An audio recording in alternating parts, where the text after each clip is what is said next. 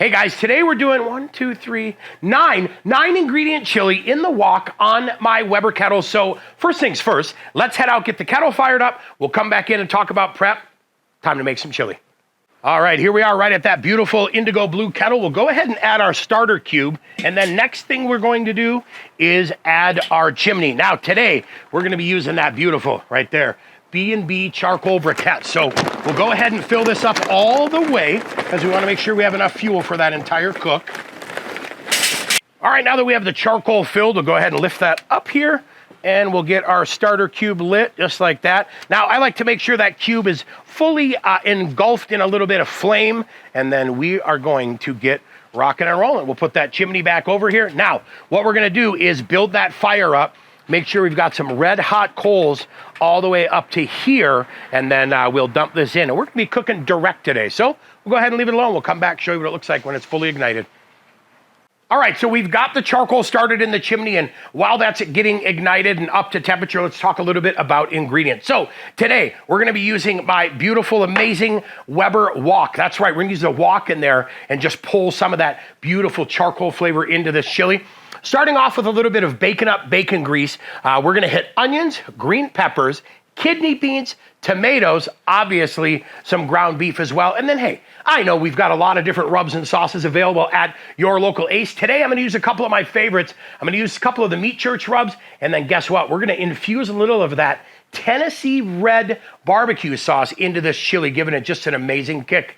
All right, here we go. We are ready to go. Now, I've got the coals about 3/4 of the way up, nice and hot. Now, I like to leave the top unburnt because when I pour this, these are gonna help extend some of that cook time. So we'll go ahead and carefully lift our ignition sheet out of here, like so. We'll get that down on the ground. And then carefully, we're gonna go ahead and pour these guys in, right like so. Now, we are gonna be cooking direct today, so I want everything right in the middle. We'll go ahead and close this now, adjust the top and bottom vents. We're gonna bring it up right into that 400-degree range.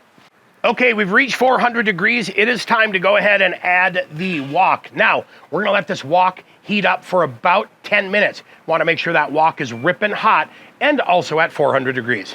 So, first things first, we're gonna add a couple tablespoons of that bacon grease. Just like that, get that melted. It smells delicious. We're gonna add our onions. We are cooking good today. And we're gonna add our green peppers. Now we'll go ahead and saute these off for about 5 minutes here, just till we get a little bit of color on them. And then we'll start adding our beef and seasonings next. Okay, we'll pull those peppers and onions back to the side here. And now we're gonna go ahead and add our beef. So what I'll do is kind of squish that down a little bit. That's our first pound. And then we'll go ahead and add our second pound as well. Now, we're gonna go ahead and cover this, let it go for about 5 to 7 minutes. Let that beef cook and get some flavor in there. All right, here we are right after 7 minutes. You can see that beef is cooking along quite nicely. Now, we're gonna go ahead and hit it with a little holy voodoo. And you know what we always say, season as light or as heavy as you want. I'm gonna go ahead and start with about a tablespoon of the voodoo, and then I'm gonna come back and hit it also with a tablespoon of that Texas sugar. So we'll get that in here, and then we'll adjust it later. I'm not too worried about it now. Next, we're gonna go ahead and add our diced tomatoes like that.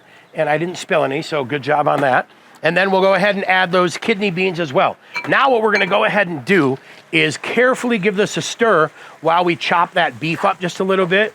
And oh, I'll tell you what, this smells absolutely amazing. So we're gonna get this all mixed. We wanna make sure we break up that beef. We're gonna close that lid now and let this come up to temp for another 5 minutes before we add our barbecue sauce. Here we are right after 5 minutes, and you can see we've got a good thing going on here. Now, that beef is cooking up, life is good. Now it is time to enhance this flavor a little bit with, boom, some of that beautiful Blues Hog Tennessee Red. Like we always say, as much or as little. I will tell you what, I'm going to start with about a cup of this because I like that Tennessee Red and I want it to add a good amount of flavor. So we'll go ahead and get that in there. We're gonna let this go now for another 10 minutes covered. We want it to fully cook, fully incorporate, get everything set. Then we'll come back and do a test drive, or a taste drive, if you will, and then we'll adjust seasonings and make sure we are good to go. But Oh, man, this definitely smells good. Oh, mamma mia, look at that. So we are braising along quite nicely, and this chili is coming along good. I'm gonna give it a stir because it is time for that ever so important first seasoning check where I wanna make sure I've got a good amount of sweet and a good amount of heat and a good amount of savory as well. So go in here and give it a shot. Absolutely right on as far as sweetness, but I'll tell you what, we need a little more flavor, so I'm gonna go ahead and lightly season it again, approximately another teaspoon of the holy voodoo, and then I'm gonna hit another teaspoon of that Texas sugar as well.